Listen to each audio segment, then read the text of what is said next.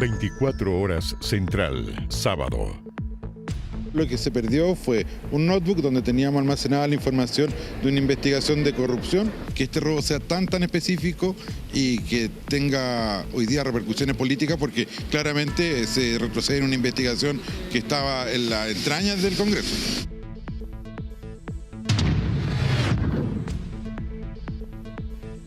Como sustracción de información fue calificado el robo que afectó esta madrugada al Instituto Chileno de Políticas Públicas. Delincuentes robaron exclusivamente elementos computacionales que, según la entidad, tenía datos sobre corrupción en el Congreso Nacional. Aquí comienza 24 Horas Central. Presentamos 24 Horas Central, sábado. Como les contábamos, investigaban posibles casos de corrupción en el Congreso Nacional, pero sufrieron el robo de una computadora con la información secreta. A continuación, en esta nota veremos el enigmático robo que afectó al Instituto Chileno de Políticas Públicas. Lo que se perdió fue un notebook donde teníamos almacenada la información de una investigación de corrupción. Claramente se retrocede en una investigación que estaba en las entrañas del Congreso. ¿Y qué podría pasar si es que esa información cae en malas manos? No, prefiero pasar la pregunta. Creo que generaría bastante problema. Incertidumbre ha provocado el enigmático robo de información sobre posibles casos de corrupción dentro del Congreso Nacional. Diputados de todos los partidos y colores estaban bajo la atenta observación en secreto del Instituto Chileno de Políticas Públicas, que dicen investiga tráfico de influencias y mal uso de dineros en el Parlamento.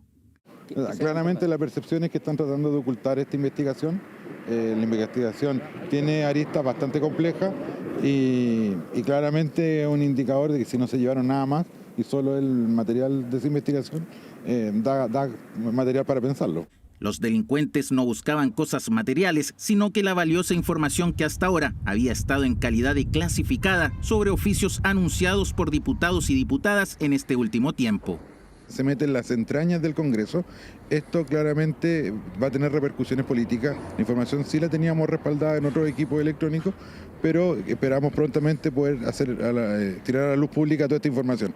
Este es el único video que existe de la oficina posterior al robo. En él se puede ver con detención dónde estaban las cosas que robaron y también las que dejaron.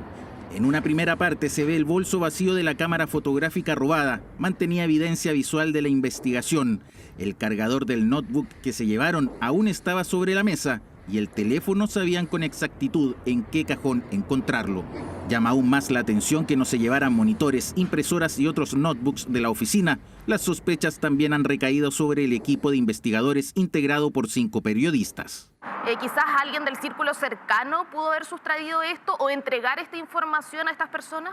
Mira, las personas que sabían de la información era el equipo de periodistas y yo. No había más personas que estuvieran en este proceso por la gravedad del tema que se estaba tratando.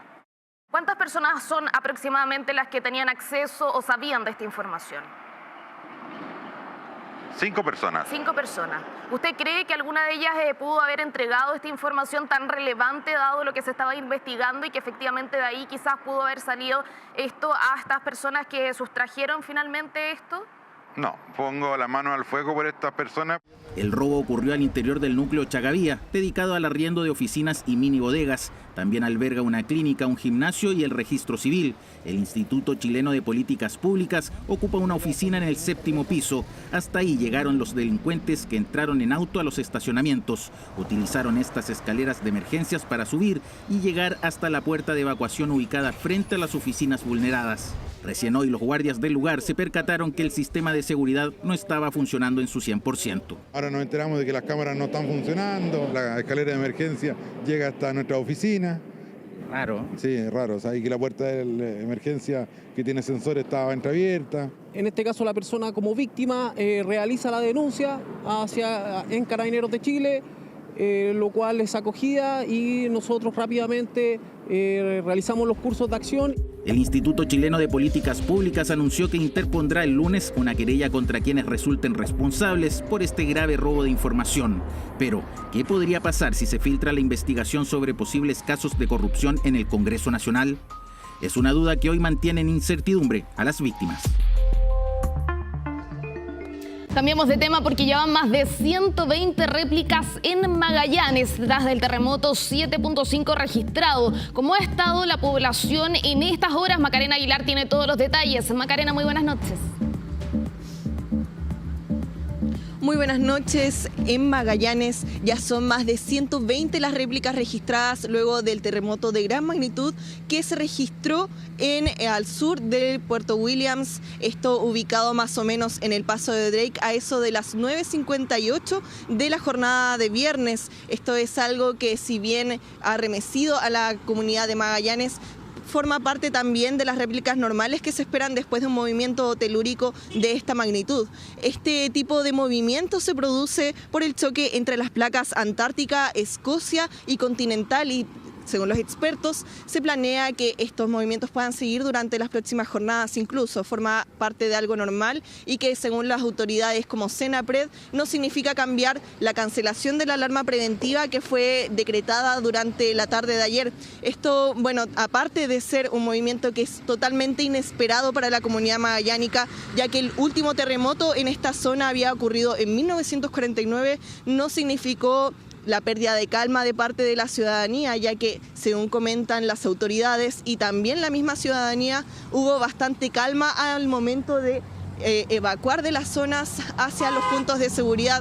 Esto es algo que también llama la atención, considerando que la comunidad magallánica no está acostumbrada a los movimientos sísmicos como sí lo está la gente, por ejemplo, de la zona centro del país. Esto es también algo que destacan, ya que, por ejemplo, colegios, instituciones y empresas lograron evacuar de forma tranquila y ordenada. También parte de la incredulidad de muchas personas quienes pensaban que era un simulacro las alarmas que les llegaron a eso de las 10 de la mañana a los habitantes de todo Magallanes. Son cifras positivas también que sacan las autoridades al respecto, ya que afirman que, por ejemplo, el COGRID se conformó apenas a 20 minutos de la señal de terremoto al sur de Puerto Williams. Esto es algo que a un día después siguen también recalcando como un balance positivo, ya que ya una jornada luego de este terremoto, ya las actividades comienzan de forma normal. Es algo que, por ejemplo, en la Costanera ya había movimiento de deportistas y de distintas actividades en Punta Arenas. Bueno, acerca de esto y también de las historias de los movimientos sísmicos en la región de Magallanes, habla la siguiente nota de Claudio Arévalo.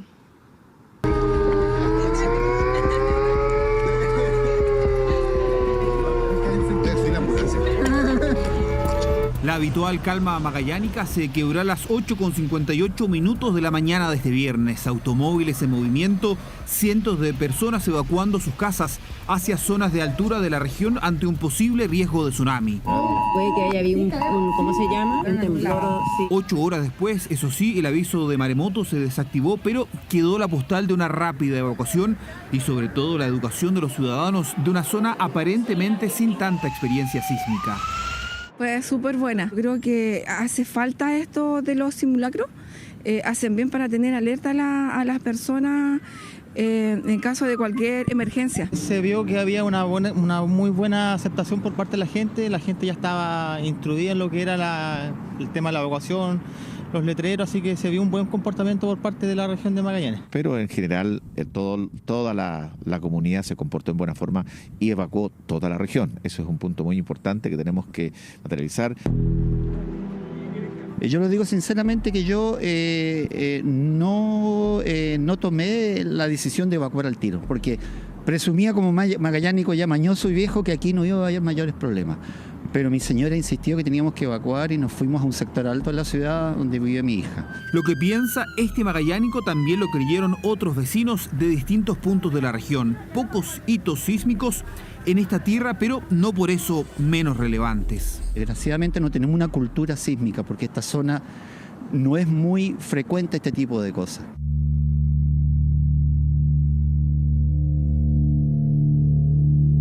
Los últimos grandes sismos ocurrieron en 1879 y 1949. Hace 76 años, la tierra crujió en el corazón de la Patagonia tras un terremoto de 8 en escala de Mercalli que dejó 3 víctimas fatales. Así quedó la caleta María en Tierra del Fuego.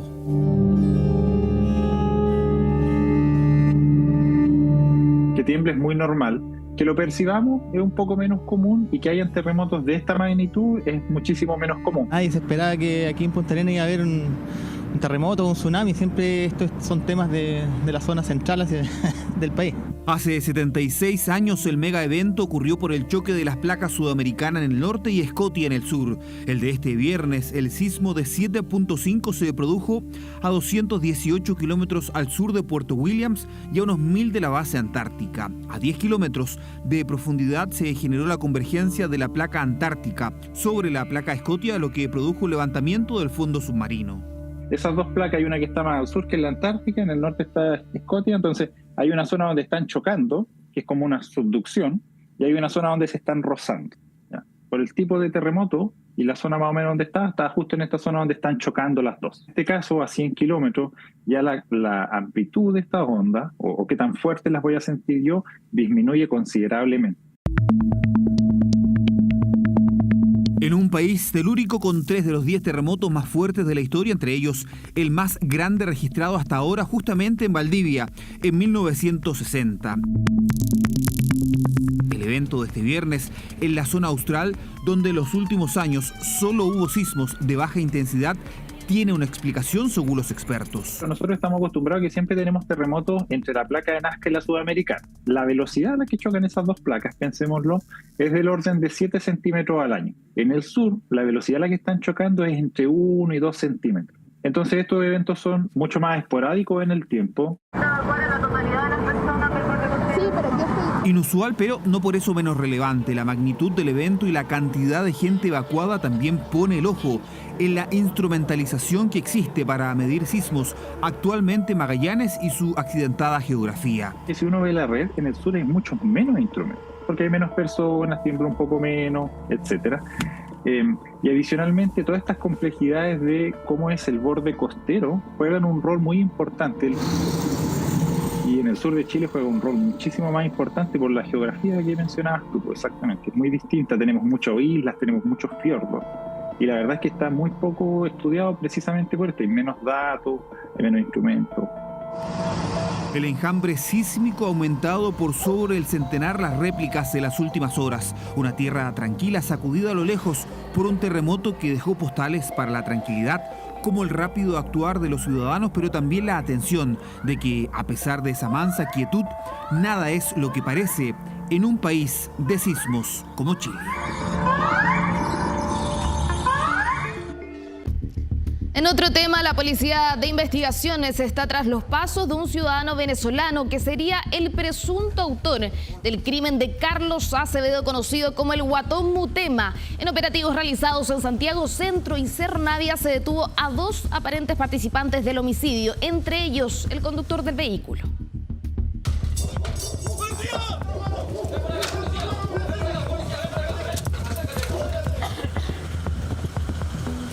De esta forma, la Brigada de Homicidio Centro Norte de la Policía de Investigaciones logró detener a uno de los involucrados en el homicidio de Carlos Acevedo, conocido como Guatón Mutema. Para llegar a ello, fue necesario otro operativo que se desarrolló un día antes.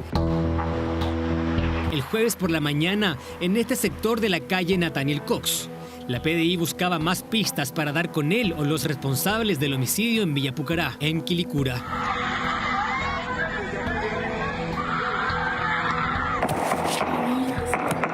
Me asusté un poquito porque sentí como un balazo, algo así, mucha bulla, y salí a mirar. Y ahí veo que estaban los de la PDI y un auto ahí estacionado. Me preguntaron a mí si yo conocía al dueño, yo le dije que no.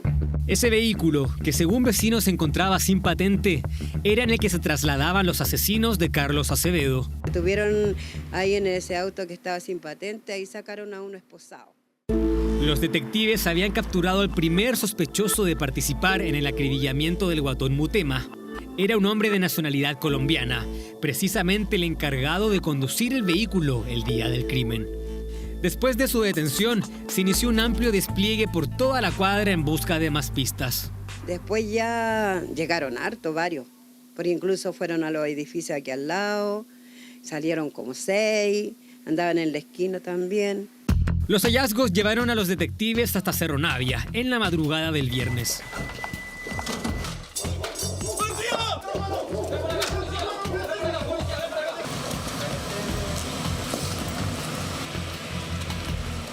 Se logró identificar el vehículo a dos de sus ocupantes, logrando el día de ayer la detención de uno de ellos, el día de hoy en la madrugada de un segundo participante en este delito. Y eso no fue todo lo que encontraron. Y en el transcurso de las irrupciones que se realizaron al domicilio de estos, se logró la detención de otras 3 personas vinculadas a delitos por infracción a la ley de droga y de armas. Uno de ellos mantenía una granada en su poder. En el lugar de la captura del venezolano, los habitantes están consternados. Dicen que es una zona tranquila y que no se imaginaban que sus vecinos se vieran involucrados en algo así. Aquí es tranquilo. Aquí no hay conflicto casi nunca. Nada. Ponían su música como todo. Noche, nunca hubo conflicto.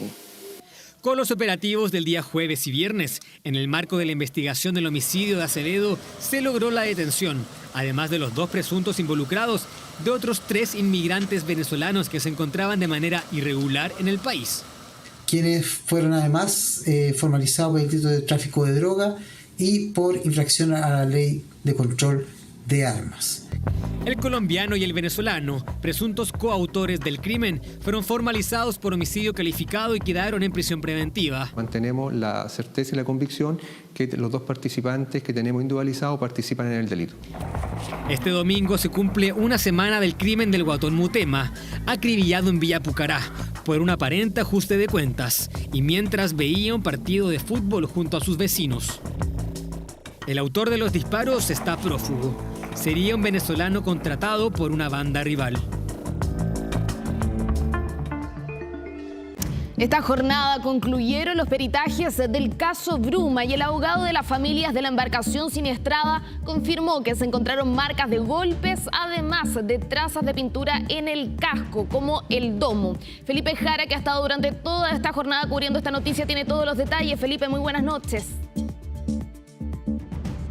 Hola, ¿qué tal? ¿Cómo están? Muy buenas noches. Sí, nosotros nos trasladamos al puerto de San Vicente, acá también en Talcahuano, donde en los próximos minutos ya está de hecho muy cerca de llegar acá al lugar que se encuentra a mi espalda, las dependencias de Blumar. Ya debería arribar en próximos pocos minutos más este buque, al respecto del cual ya terminaron los peritajes. A eso de las 6 de la tarde zarpó desde Asmar, desde el dique flotante Mary, en donde se estuvieron realizando estos peritajes, y ya, como se los decía, está próximo a llegar donde se va a mantener acá este buque que tiene, recordemos, una prohibición de zarpe. ¿Qué fue lo relevante en estas diligencias que se estuvieron realizando por casi 24 horas, desde las 14 horas del día de ayer hasta las 13 horas aproximadamente del día de hoy? Que hay hallazgos que se realizaron durante esta jornada, particularmente cuando a eso de las 7 de la mañana ingresaron a las dependencias de Asmar los peritos, también el abogado de la familia de los 7 pescadores, hablamos del abogado Rafael Poblete, ya para comenzar a realizar todas las diligencias, todos los peritajes que ellos estimaban necesarios. Pero ¿qué es lo más importante? Que en esa oportunidad se pudo observar el casco y la parte, digámoslo de manera bien coloquial, la parte inferior de este buque, en el cual justamente se realizaron estos hallazgos que le vamos a comentar más adelante, los vamos a escuchar precisamente en sus palabras. Pero fue una jornada en la que también los familiares se mantuvieron en todo momento a las afueras de las dependencias de la Armada. Ellos definitivamente no pudieron ingresar al lugar donde se estaban realizando los peritajes. Recordemos, fue uno de los puntos que generó molestia entre la familia de los 7 pescadores, incomodidad por la manera en que se llevó a cabo esta diligencia. Hoy día pudieron conversar con la fiscal Marcela Cartagena. Ella, en un momento eso del mediodía, abandona las dependencias de la Armada, se acerca a conversar con ellos, una conversación privada que no pudimos saber. La intentamos abordar, intentamos hacerle algunas consultas. Los quiero invitar a que pasemos a revisar el ambiente de ese momento, de la salida de la fiscal Marcela Cartagena, también del fiscal Hugo Cuevas, ambos trabajando de manera conjunta en la investigación del que tiene que ver con el naufragio y la desaparición de los 7 tripulantes de la lancha Bruma. ¿Pero terminaron los peritajes, no?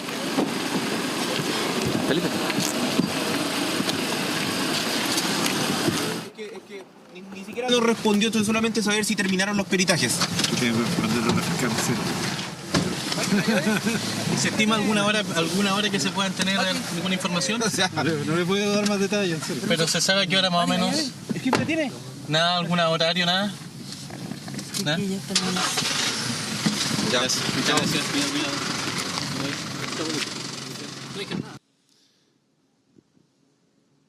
Bueno, hermetismo total respecto a esta investigación que, recordemos, tiene el carácter de reservada, pero lo importante, lo que yo les decía, se confirmó durante la jornada que hubo hallazgos, de que hubo una colisión. Hay hallazgos que dicen relación con golpes, pero también con trazas de pintura que se encontraron en el casco, en los sonares, también en el domo del buque Cobra, una vez que fue inspeccionado al interior de la dependencia de ASMAR. Los quiero invitar a que pasemos a revisar justamente la confirmación de este hallazgo que realiza el abogado de las familias de los 7 pescadores, también declaraciones y reacciones que pudimos captar durante esta jornada. Puedo decirles que los sonares, el domo, tiene las huellas notorias y visibles del impacto con bruma. Están con las señas absolutamente visibles, lo cual es absolutamente claro que el impacto fue directo. ¿Son abolladuras o trazas de pintura? De todo. De todo. Es un impacto directo. Así como el capitán, piloto y vigías dieron estricto cumplimiento a las normas que regulan la navegación en alta mar. Ese mismo escrutinio se debe efectuar respecto de la tripulación del Bruma.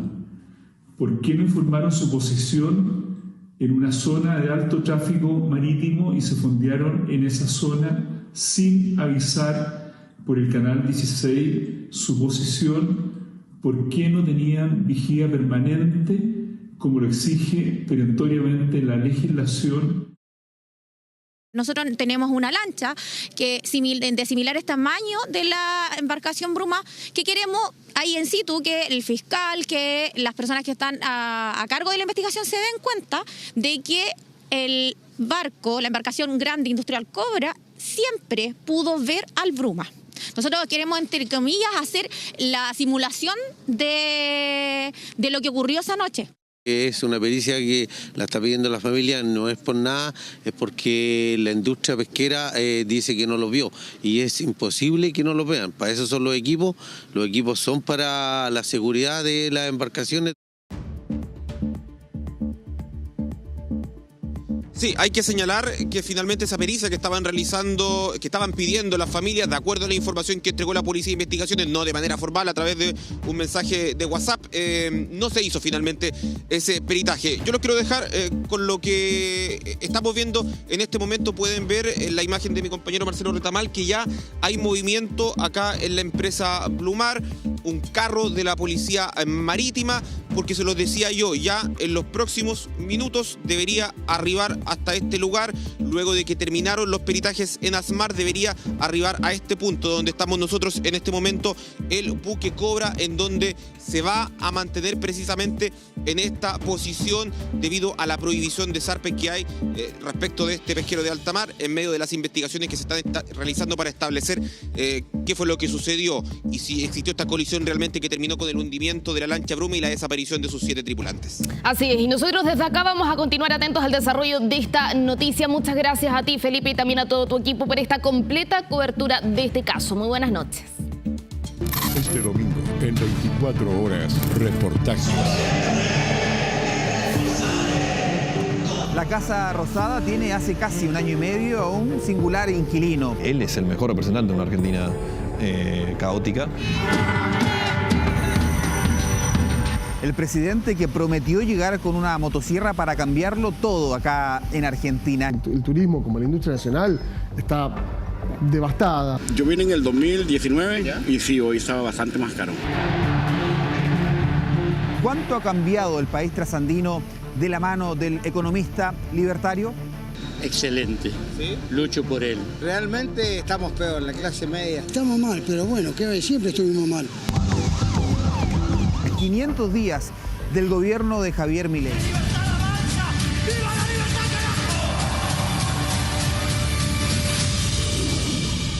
Este domingo, en 24 horas, reportajes. Ahora.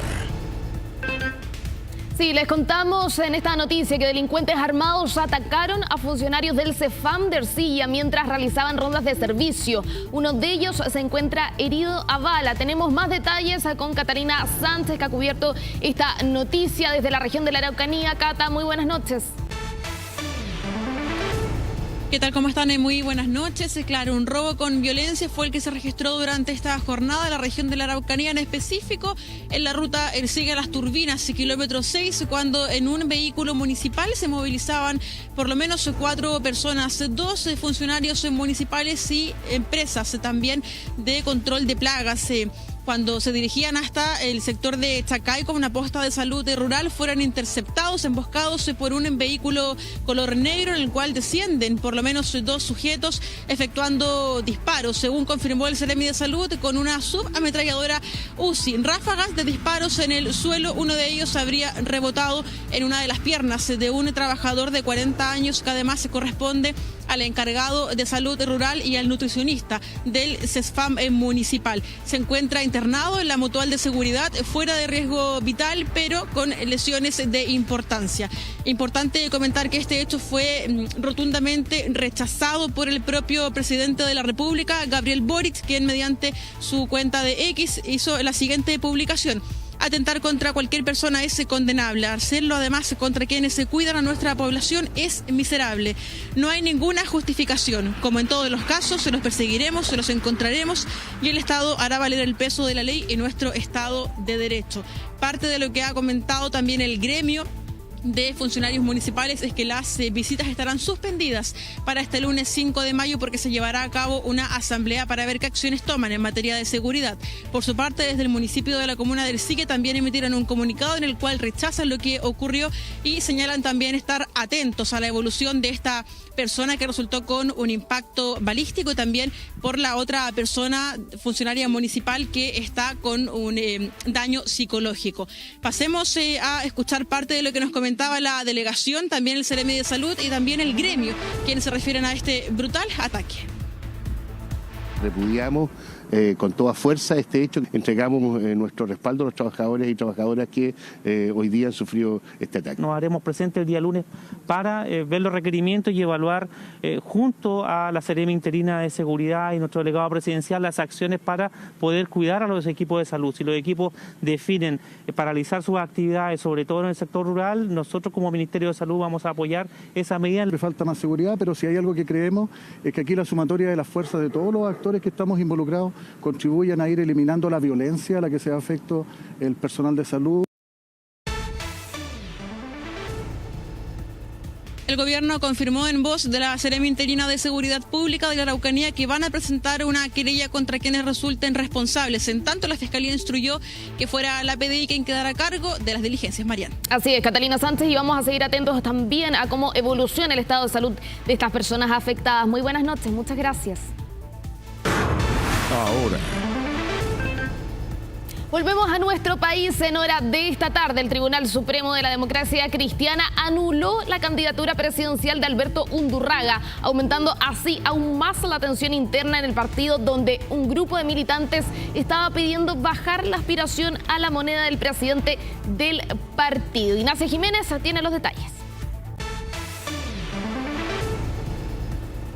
¿Cómo están? Muy buenas noches. Una decisión que mantiene molestos a algunos militantes de la DC luego que el Tribunal Supremo de esa colectividad decidiera anular la candidatura presidencial de Alberto Undurraga, el presidente y abanderado o ex abanderado presidencial del partido. ¿Por qué se toma esta definición? Porque a juicio del Tribunal Supremo del partido no se logró el propósito de tener un acuerdo para primarias y la declaración de la semana pasada de la directiva de la Democracia Cristiana que planteaba que no iban a competir una primaria y que Alberto Undurraga seguía siendo abanderado presidencial va contra las definiciones que habían tomado a inicios de mes justamente en el partido de competir en una primaria del oficialismo, lo que finalmente sabemos no se logró durante esta semana. ¿Por qué molestia? Porque hay algunos militantes que consideran que esto no tiene atribución, el Tribunal Supremo no tiene atribución para tomar este tipo de decisiones. Sin embargo, hay otros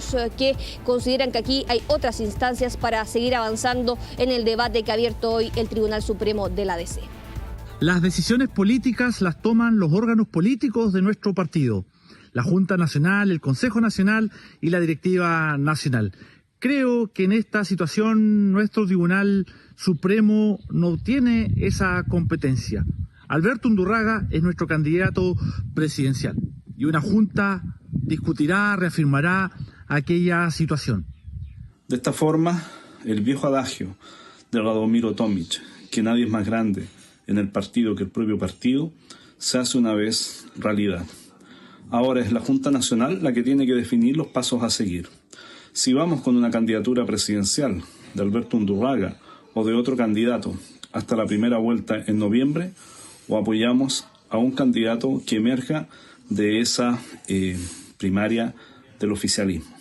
¿Cuándo se podría definir qué va a pasar con la definición presidencial de la democracia cristiana? Recién la próxima semana, el próximo sábado, de una Junta Nacional Extraordinaria que se ha citado para este fin en medio de un tenso ambiente, cuando ya habían parlamentarios y otros dirigentes del partido que hace varias semanas solicitaban la salida de Alberto Undurraga de la carrera presidencial y buscaban justamente que se trabajara en una primaria del oficialismo con Alberto o sin Alberto Undurraga. Lo que sabemos no fue posible porque la directiva de la DC no estuvo disponible para participar en esa instancia donde también estaba el Partido Comunista y el Frente Amplio. Vamos a ver qué pasa, cómo sigue avanzando esta definición que va a tomarse ya la próxima semana en la democracia cristiana. Ignacia Jiménez, muchas gracias, muy buenas noches.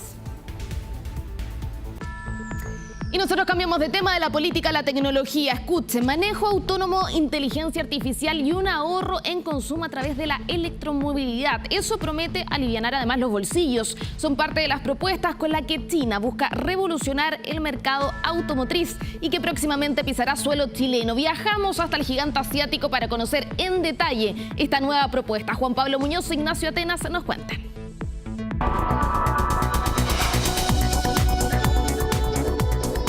Venir a China se siente como un viaje al futuro. ¿Hola?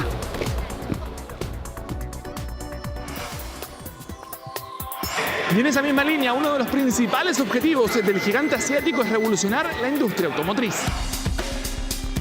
Y para conocer más, viajamos hasta Shanghái, en China, en donde se realizó la última versión del Salón del Automóvil Internacional, donde además se presentaron las principales novedades. 360.000 metros cuadrados, más de 1.000 marcas y más de 100 modelos que vieron la luz por primera vez, la mayoría con el foco puesto en la electromovilidad. Estamos hablando de un montón de vehículos también eléctricos o plug-in hybrids y realmente va esa aceleración a que tengamos vehículos que sean más conscientes con el medio ambiente. La industria china automotriz tiene 5 años para perfeccionarse y 10 para conquistar. Creemos que los próximos 10 años van a ser imparables realmente. Una conquista que la buscan hacer con modelos rimbombantes y tecnología nunca antes vista. Y es que el mercado automotor chino quiere sumar kilómetros en el mundo entero y Chile es uno de sus destinos predilectos. Francisca lleva años ligada a esta industria y nos cuenta cómo en la última década el gigante asiático va renovando sus propuestas y acercando su posición a las clásicas marcas. En Chile específicamente, más del 40% de lo que se vende es de origen chino. Aunque algunos renieguen todavía del origen y lo vean como que está un peldaño más abajo en calidad, han ido demostrando en súper poco tiempo la evolución rápida que tiene la industria de autos china. Electromovilidad que en nuestro país de a poco se hace protagonista. Según la Asociación Nacional Automotriz de Chile, las ventas de autos eléctricos o híbridos se dispararon en un 180% el 2024 y más de 2.500 buses del transporte público son de esta categoría. De hecho, algunos beneficios ya se comienzan a reflejar. En el caso de los buses Red, se ha logrado ahorrar 60 millones de litros de combustible diésel y han reducido el ruido en un 44% en el eje Alameda. Cifras positivas que con estos modelos se esperan seguir incrementando. Este año y el próximo serán claves para el posicionamiento de estos autos. Por ejemplo, este modelo que llegará el primer trimestre del 2026 será híbrido enchufable, es decir, podrá funcionar con electricidad y combustible y brindará una autonomía de hasta 1.400 kilómetros en carretera, sumado a una serie de nuevas herramientas tecnológicas como luces con hasta 180 metros de distancia o estacionamiento automático en más de 80 escenarios posibles. Y ojo que promete un ahorro superior al 80% versus un auto a combustible. o este otro modelo que llegará el próximo año a Chile, diseñado para jóvenes y que tiene un concepto espacial. Al conducir un coche tradicional se perciben vibraciones y ruidos, pero al conducir nuestro super híbrido se percibe un manejo muy silencioso y suave, así que experimente una experiencia completamente diferente. Pero, ¿cómo es posible llegar a este tipo de innovación?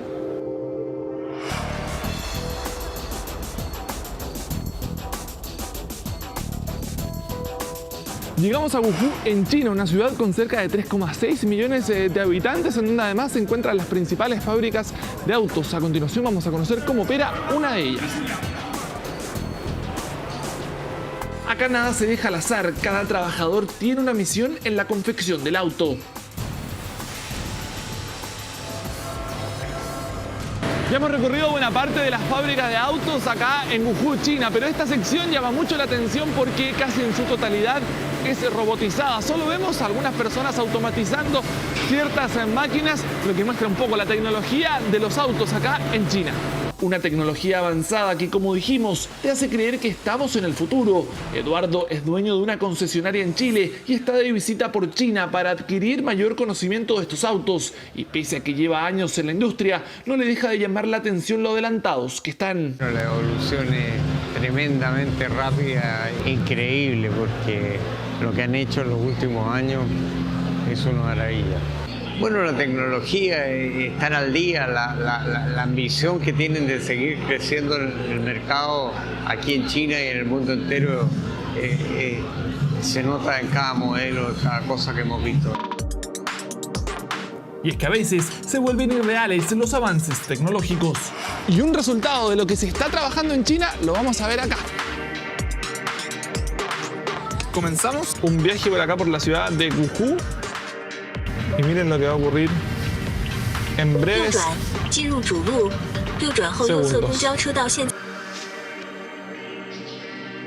Acaba de soltar los pedales de la velocidad y de freno y el auto comienza a manejarse solo. Y estamos en plena ciudad, ¿eh? Para que se haga una idea, estamos en un lugar céntrico de la ciudad de Wuhu. Un tránsito normal. Se siente extraño saber que vamos arriba de un auto y que finalmente, pese a que va el conductor ahí en caso de cualquier emergencia, no lo va manipulando. O sea, el auto se va manejando absolutamente solo y va reconociendo todo lo que tiene al alrededor para no presentar ninguna complicación. Aquí a un costado un auto se acercó mucho y el auto automáticamente se da cuenta de eso y frena. Impresionante, pero lamentablemente estos modelos todavía se mantienen en el plano local de China. De todas maneras, esta tecnología no está tan lejos de nuestro país y pese a que no se manejan solos, buscan cumplir con el mismo estándar de calidad y lo quisimos comprobar. Los vimos en el salón, los vimos en la vitrina, pero ahora llegó el momento de probarlos, a ver cómo andan finalmente estos autos. Oye, aceleramos, llegamos a los 80 km/h y el auto no tenía nada de ruido. Un mercado que con una avanzada tecnología busca posicionarse en nuestro país. Con esta tecnología creo que los clientes que valoran nuestro coche consideran que ofrece una buena experiencia y una gran comodidad. En estas dos marcas tenemos en común, como dije, la personalización más personalizada. Para muchos el futuro es hoy y estos autos buscan conformarlo, siendo además protagonistas en Chile, donde la meta nacional es que al año 2035 solo se vendan autos con 0 emisiones. Volvemos a las noticias del ámbito local. La baja natalidad en Chile apareció como una de las urgencias a abordar por los candidatos presidenciales, que en el caso de Evelyn Matei buscará priorizar también proyectos de ley como el de Sala Cuna Universal, que está en discusión en el Congreso. Proyecto que podría ver la luz antes de la elección presidencial porque es parte de las prioridades del actual gobierno. Jugando a la pelota, la candidata presidencial de Chile Vamos busca no quedarse atrás en la presentación de propuestas para una campaña que no contará con elecciones primarias, a diferencia de lo que sí ocurrirá en el oficialismo. Nos vamos a desplegar territorialmente y también vamos a estar haciendo las propuestas que hayamos estudiado y que ya estén maduras. Por lo mismo, este sábado presentó su propuesta en materia de natalidad, a días que el INE informara que el último censo reportó una baja histórica en la fecundidad de las mujeres de edad fértil entre 15 y 49 años con hijos, que llegó solo al 56,6%. La candidata detalló ideas para incentivar los nacimientos en el país. Vamos a facilitar el acceso a la vivienda para familias con hijos. Con subsidios diferenciados, vamos a crear un sello de conciliación laboral y corresponsabilidad que reconozca a las empresas que promuevan la conciliación entre vida laboral y familiar. Hay muchas familias que de verdad desean tener hijos, pero no han podido hacerlo por algún tipo de problema de salud. Y por eso que vamos a ampliar la cobertura GES para incluir más y mejores programas de fertilidad. La abanderada también se comprometió a destrabar el proyecto de ley de Salacuna Universal, iniciativa que a juicio del oficialismo en el Senado, donde está en tramitación, sí tiene espacio para ser despachado antes de la elección presidencial. Es muy importante acelerar la discusión, es muy importante aprobarlo ahora. No podemos esperar, ¿no?, al próximo gobierno, y yo espero que los senadores de oposición no se resten de aprobar este importante proyecto. Creo que no es menor, sin perjuicio que se está discutiendo, que lo pongamos en el programa de gobierno, porque nada asegura que tengamos un proyecto de Salacuna Universal. Yo estoy en la Comisión de Mujer y estoy en la Comisión de Constitución. En ambas comisiones se va a conocer de este proyecto. Antes que la candidata presentara su propuesta en entrevista con Radio Cooperativa, el ministro del Trabajo ya había adelantado que el debate por la Salacuna Universal se retomará esta semana en el Senado. Que el derecho sea tanto para madres como padres, para fomentar la corresponsabilidad. Nosotros vamos a iniciar la discusión en la Comisión del Senado este miércoles con la ministra Antonia Orellana y esperamos contar con una buena acogida, destrabar los puntos que en otras ocasiones han generado diferencias. Las propuestas de Matei llegan cuando en el oficialismo los candidatos también buscarán elaborar ideas en esa materia. Generar condiciones objetivas para que los padres y madres puedan tener hijos a través de una adecuada vivienda, un buen salario y derecho a la Salacuna, sin duda va a ayudar. Lo demás son medidas parches populistas como el bono de $1 millón. Nosotros decimos crisis de fecundidad o de natalidad, es decir, que se tienen pocos hijos.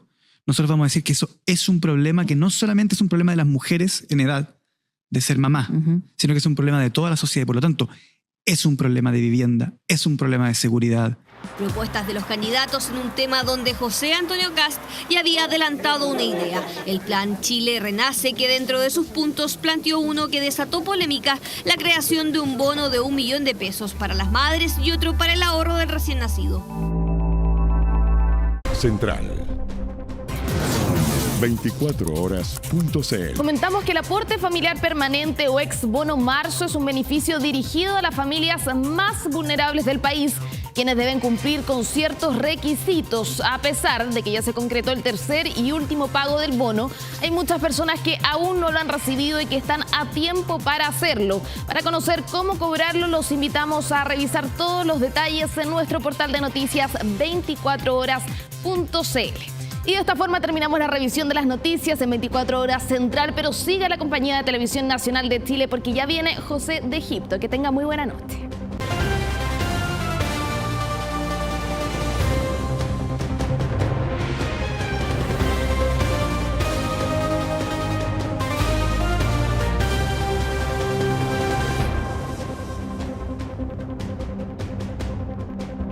Hemos presentado 24 Horas Central, sábado.